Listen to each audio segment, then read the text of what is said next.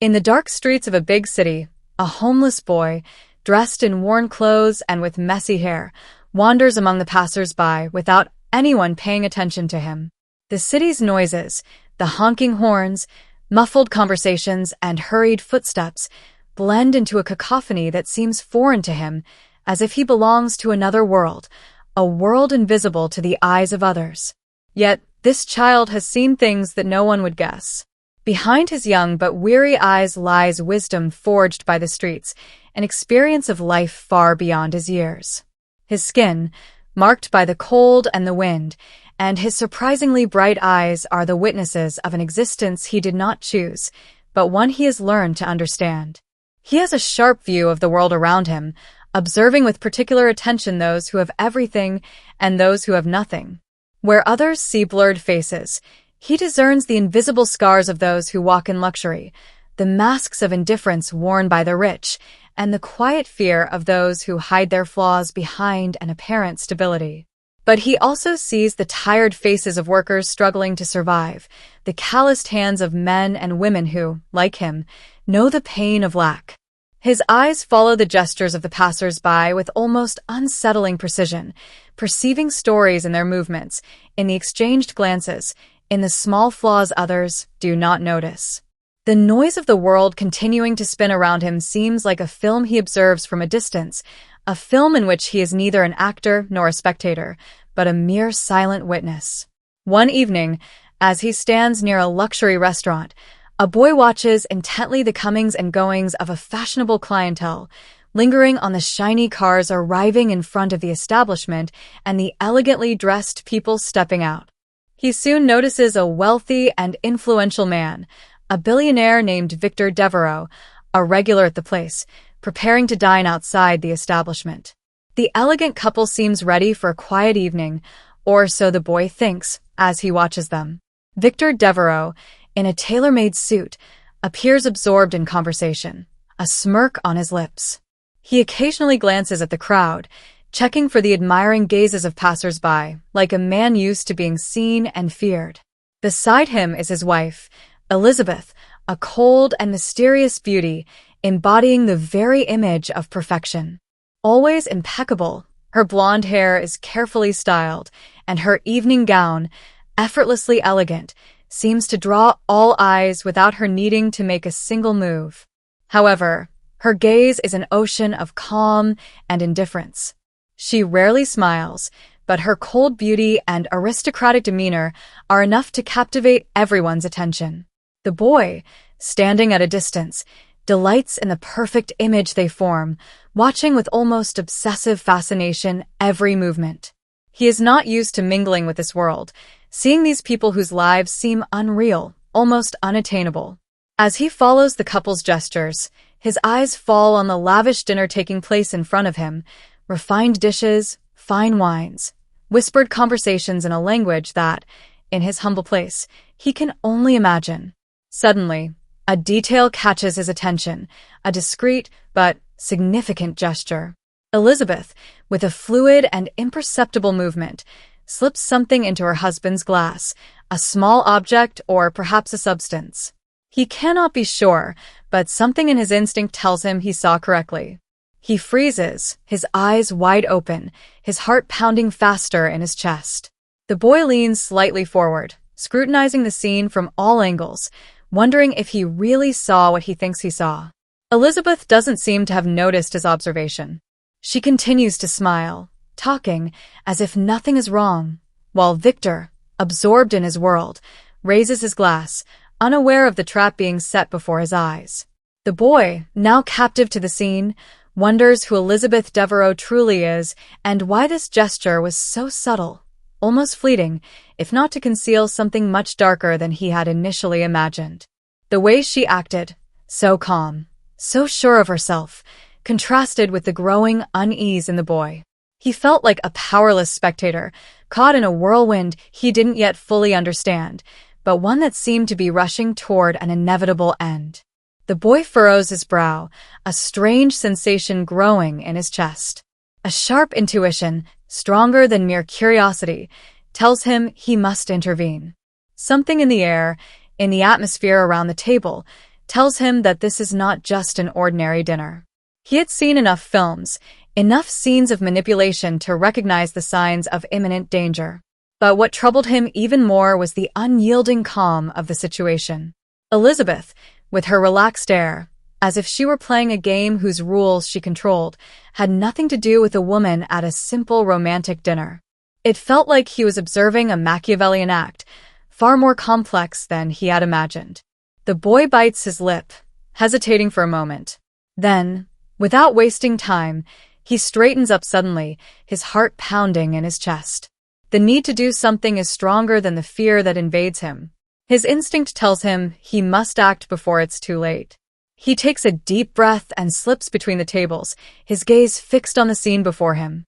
The other diners around him seem indifferent, oblivious to what is unfolding just a few meters away. He finally reaches the Devereaux' table, a glint of panic in his eyes, and, in a trembling but urgent voice, exclaims, "Don't drink that. Your wife put poison in it." The silence that follows is heavy, oppressive. Victor, who had been about to bring the glass to his lips, freezes upon hearing the boy's words. His eyes widen, trying to understand where this accusation came from. Elizabeth, on the other hand, doesn't appear disturbed. A strange smile forms on her lips. A smile the boy doesn't immediately recognize, as if she had been waiting for this very moment. The billionaire, initially shocked by the boy's audacity, slowly puts down his glass, his gaze fixed on the child who has just shattered their bubble of luxury. The moment seems suspended in time, a striking contrast between the couple's unwavering elegance and the unexpected boldness of the boy, whose presence, seemingly insignificant at first glance, now shakes everything. The other guests around them turn their attention to the scene, some whisper, others look curiously, captivated by what seems like an unreal moment in this world of opulence. The faint clinking of cutlery, the murmurs of conversations, all fade, replaced by the buzz of palpable tension. The whispers intensify, furtive glances are exchanged, but no one dares to intervene. Devereaux, initially stunned by the boy's audacity, quickly regains his composure, a cold smile forming on his lips. His gaze, once filled with confusion, now becomes sharp, almost threatening. He stares at the child with a mix of indignation and contempt, as though he cannot understand the reason for this intrusion into his perfect world, as if this impudent little boy dared to disturb his unshakable order. His face hardens, and in a slow but authoritative voice, he retorts, "Who are you to accuse me of such things? Leave before I completely ignore you." The words, though simple, resonate with the coldness of an unyielding command, an attempt to put things back in place in a universe where he, Devereaux, is king.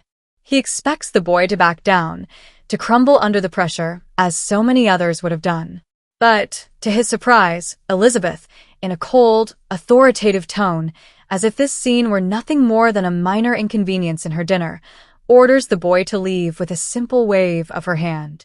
Her gaze is merciless, as if she is dismissing the irritation of this interruption with a flick of her wrist. She waits for the child to disappear, for him to realize his insignificance in the face of the vast wealth and power that she and her husband represent. However, to everyone's surprise, the boy does not retreat. On the contrary, he stands taller, a spark of defiance in his eyes. His posture, once hesitant, transforms into a surprising burst of courage for his age. He looks directly at Victor Devereaux, without a hint of fear, his gaze locked with the billionaire's. The boy seems to have crossed an invisible boundary, the boundary of fear.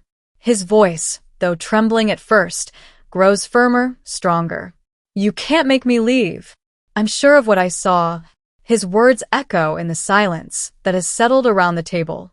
The air, suddenly frozen, seems charged with palpable tension, as if time itself has stopped.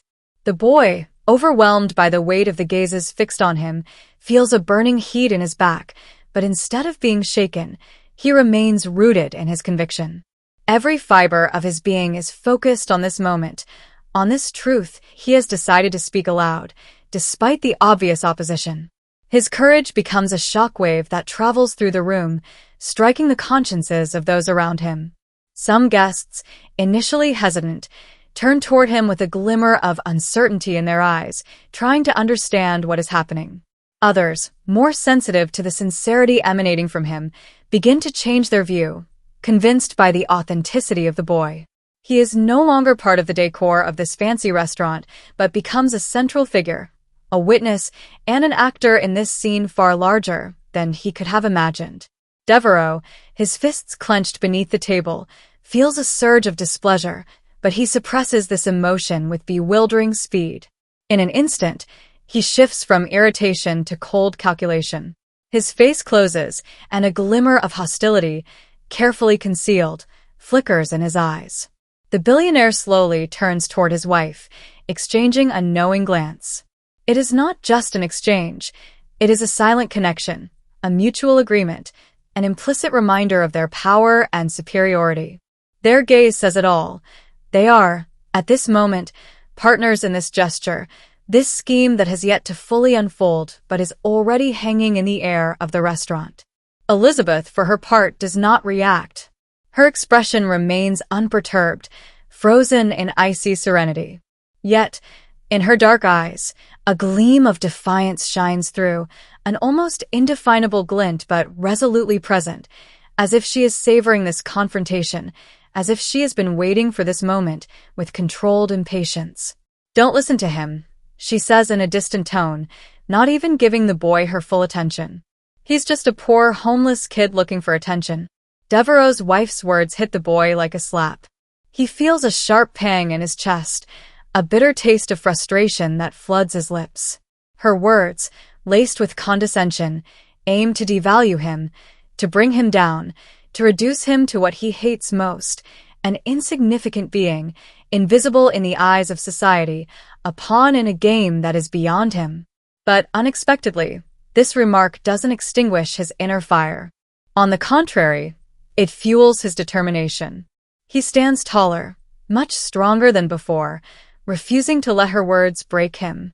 He fixes his gaze directly on Elizabeth, his eyes sharp and relentless, and, in a calm but assured voice, he responds, "I have nothing to gain by saying this. I'm warning you so no one falls into your trap." The guests around the table exchange furtive glances, some straining to hear, others shuddering under the weight of his words. They feel the change in him, the transformation of a boy who was initially there by chance, but who, at this moment, has become the true actor in this scene. The Devereaux table, once a symbol of immense wealth and an aura of invulnerability, suddenly seems more vulnerable. The laughter and murmurs of the other guests, once indifferent, have now faded. The air, once light, has grown heavy with the truth the boy has dared to launch into the room. Elizabeth, still cold, tries to regain control of the situation. But something has shifted in her demeanor. This boy, this mere child who is nothing to her, is beginning to disturb her. The way he confronts her forces her to step back, making her realize that perhaps she does not have the power she thought she wielded here. Her piercing gaze grows harder, and a slight movement of her hand signals to Victor. The billionaire, realizing that the situation is slipping from his grasp, attempts to regain control, but doubt begins to creep into his mind. Does this child really know something? Are the games they play so well hidden that even a simple boy could uncover them? The boy, despite the coldness surrounding him, feels more powerful than ever. He does not lower his eyes, does not give in to fear or intimidation. He knows that he is about to trigger something far bigger than what he had imagined when he first stepped into this confrontation. Minutes tick by in heavy silence, each exchange between the protagonists seeming to strike like a hammer against the pristine facade of the Devereaux.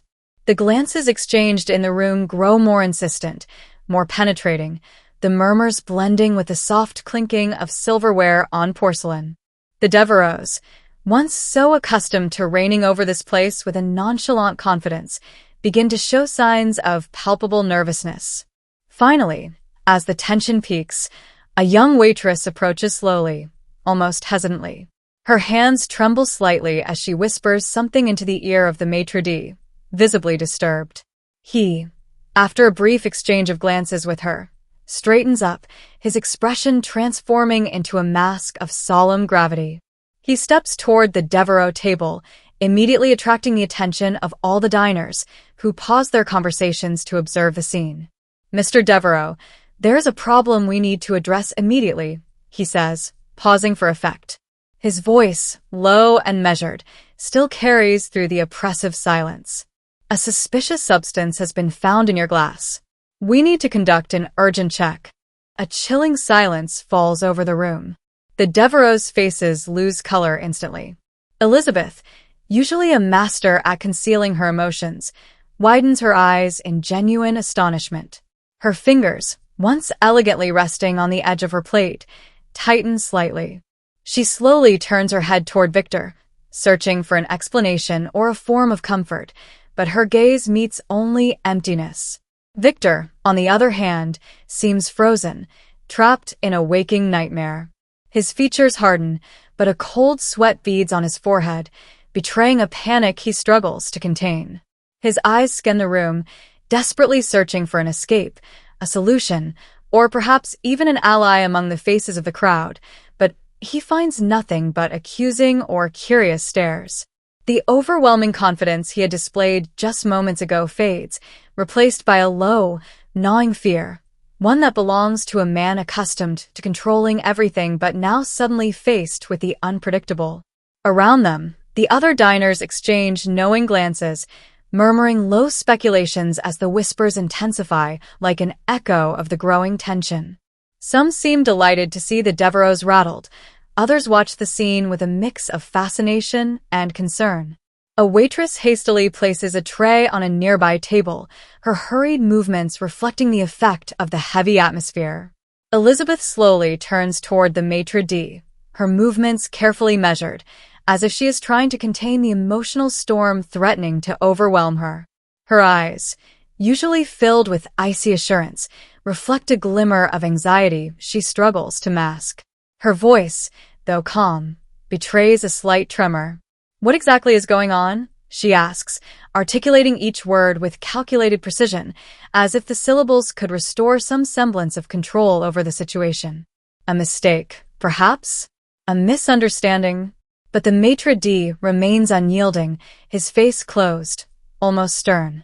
He slowly shakes his head, his hands clasped in front of him in a gesture that evokes both discipline and gravity. His voice, though surprisingly soft, resounds like a verdict in the oppressive silence of the room. "We need to clarify this immediately, madam, for your safety and that of the other guests." These words, spoken with a chilling calmness, strike like a thunderclap. A shiver runs through the room, palpable, almost visible.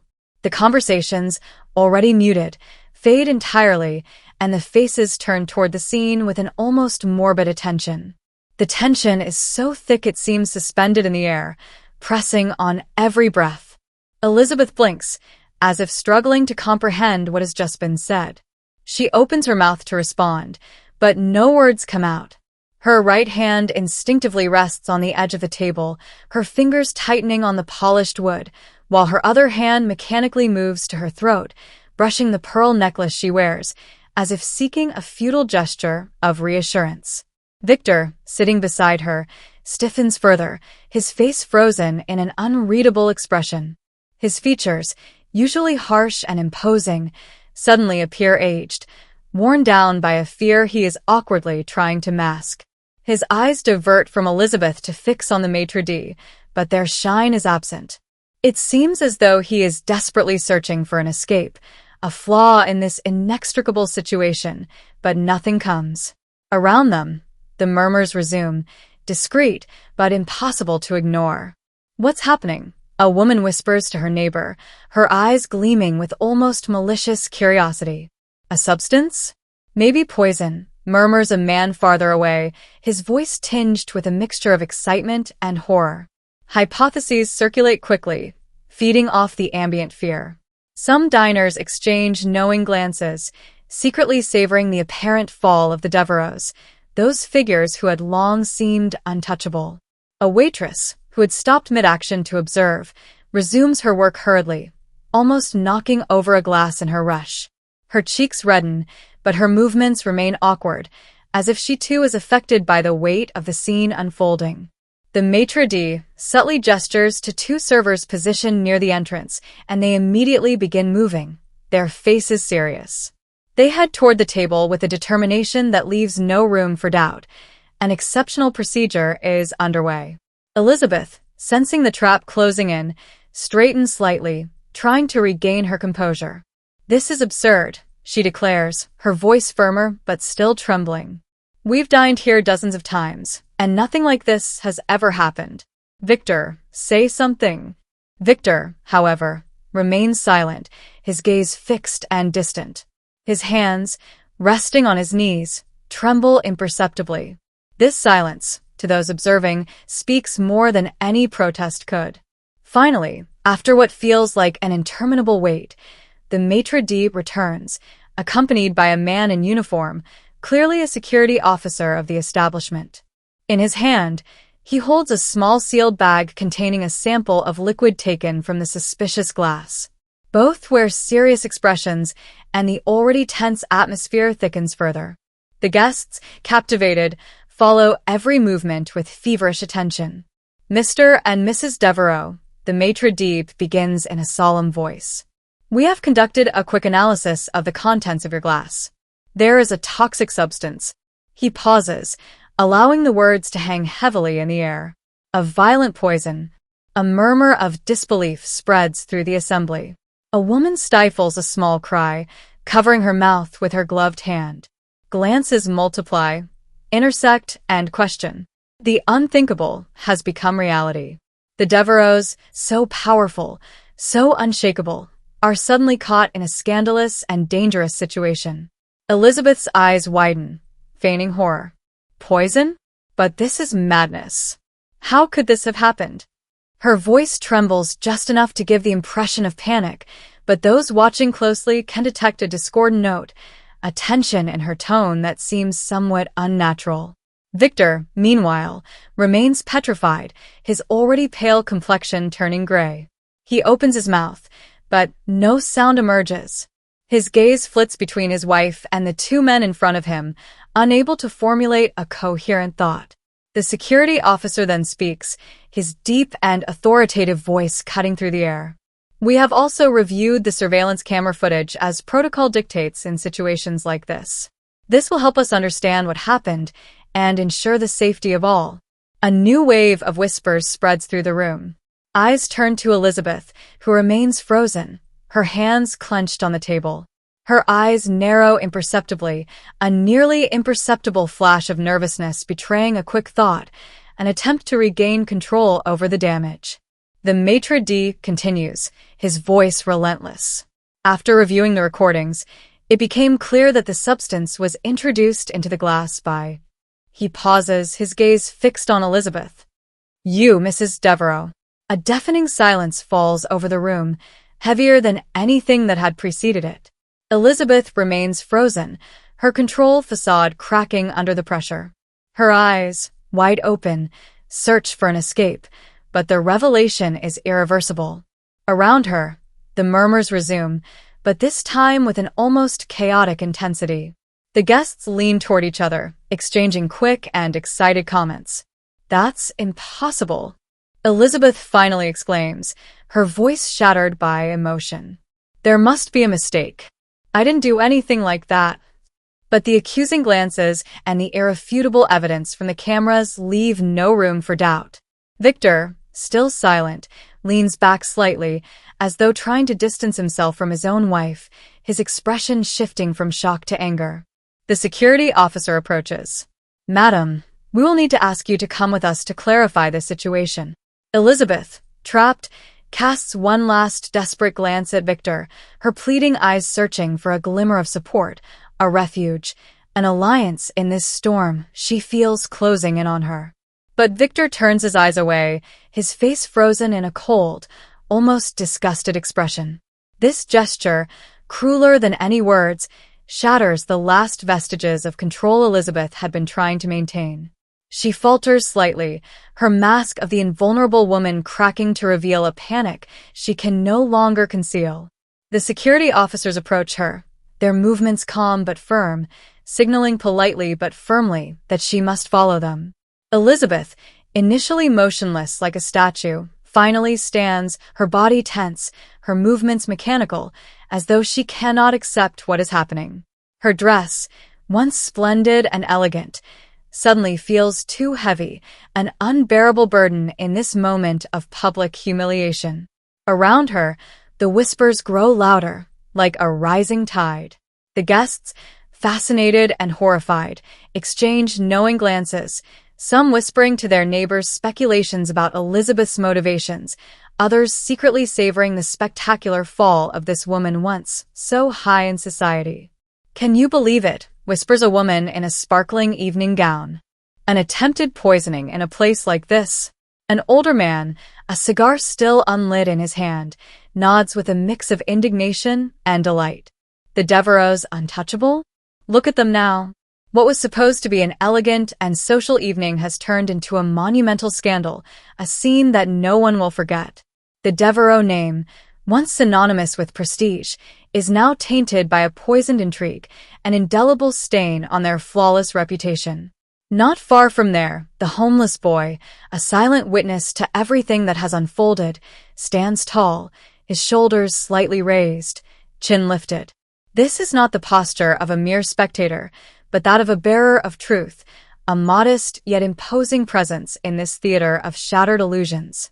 His worn clothes and frail figure contrast with the opulence of the room, with the glittering chandeliers and the sumptuous outfits of the guests. Yet, in this precise moment, he embodies a strength that nothing can overshadow, that of justice, raw and relentless.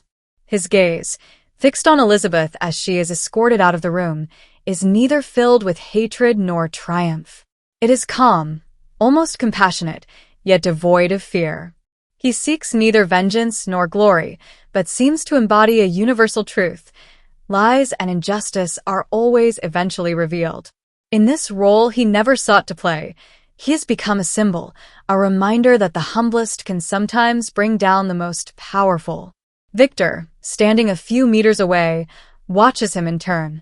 The expression on his face has changed. No longer the arrogant and indifferent man he was just moments ago. The events of the evening have transformed him, even broken him. His slumped shoulders betray the weight of both shame and recognition. This boy, whom he had ignored, perhaps even scorned, has saved his life. And he knows it. Taking a deep breath, Victor slowly steps toward the boy. The murmurs around them fade as all eyes turn to them. The opulence of Victor's perfectly tailored suit contrasts with the almost heartbreaking simplicity of the boy's clothes, but at this moment, the difference between them seems to vanish. Standing before him, Victor hesitates for a moment, searching for the right words. He slightly lowers his head, an almost humble gesture, unusual for a man of his status. He begins, but his voice falters slightly. He swallows, then continues more firmly. "I want to thank you. You saved my life tonight." The boy remains silent, his gaze still calm but attentive. Victor continues, his tone filled with emotion. "I also need to apologize to you." He pauses, his face reddening slightly from the effort of the confession. "Before all of this, I didn't even notice you. I was blind to everything that didn't fit into my world, my bubble of selfishness and privilege. But tonight you opened my eyes." A shiver runs through the room. Some guests, moved by the unusual sincerity of Victor, whisper among themselves, while others watch the scene with silent fascination. Victor straightens slightly, but his gaze remains fixed on the boy, waiting for a reaction, a word, something. The boy, after a long moment of silence, slightly tilts his head in acceptance. Then, in a soft but firm voice, he responds, "You don't need to thank me or apologize. What I did because it was right. Not for a reward. Not for forgiveness." These words, simple yet full of wisdom, seem to strike Victor to the core. He slowly nods, his expression reflecting a deep, almost painful gratitude. "Then let me at least do something for you," he says with newfound determination. "Tell me what you need. Anything?" The boy, surprised by the offer, hesitates for a moment, as if weighing his words carefully. Finally, he responds, "If you really want to do something, help those like me. Those who no one sees." A deep silence falls over the room. Victor stands frozen, touched by the request, before responding with a simple but powerful, "I will." Victor looks at the boy for a moment, still moved by the exchange of words. The weight of the request resonates deeply within him, and although he doesn't immediately know how to respond, he understands that this gesture will mark a turning point in his life. His eyes, usually cold and calculating, harden with a new resolve. The boy turns to walk away, but Victor calls out to him in a lower, almost hesitant voice. "Wait." The boy turns, his calm gaze settling on him. "Come have dinner with me tonight," Victor proposes, the words coming out more spontaneously than he had expected. "I will give you rewards, but not the ones you expect. They won't be goods or privileges. Tonight, I want you to be here to see a change." The boy looks at him intently, as though evaluating the sincerity of the offer. Then, after a moment, he nods. He didn't need grand material rewards, but perhaps this act of good faith, this symbolic gesture from Victor, would be a start towards something greater. The dinner takes place in an unusual calm, far from the noise of the crowded ballroom where Elizabeth's humiliation is still fresh in everyone's mind. Around the table, only Victor and the boy, who we learn is named Malik, seem to be engaged in a conversation that goes far beyond the superficial expectations of the world around them. As the hours pass, Victor realizes that he has never been more vulnerable. Malik speaks with a wisdom Victor has never encountered in his privileged circles. He listens, without judgment, without seeking to flatter. He has seen the true nature of Victor, and it is this brutal honesty that has become his most precious gift. Leaving the dinner, Victor makes the decision to follow Malik's request. Far from just giving money or superficial opportunities, he commits to offering a space for voices like Malik's to be heard. He knows that this act of solidarity is just the beginning of a long journey of self-reflection. But for the first time, he feels the heavy responsibility of using his privilege to repair what has been broken. "I will keep my promise," Victor murmurs as he turns to Malik. "We will change things together."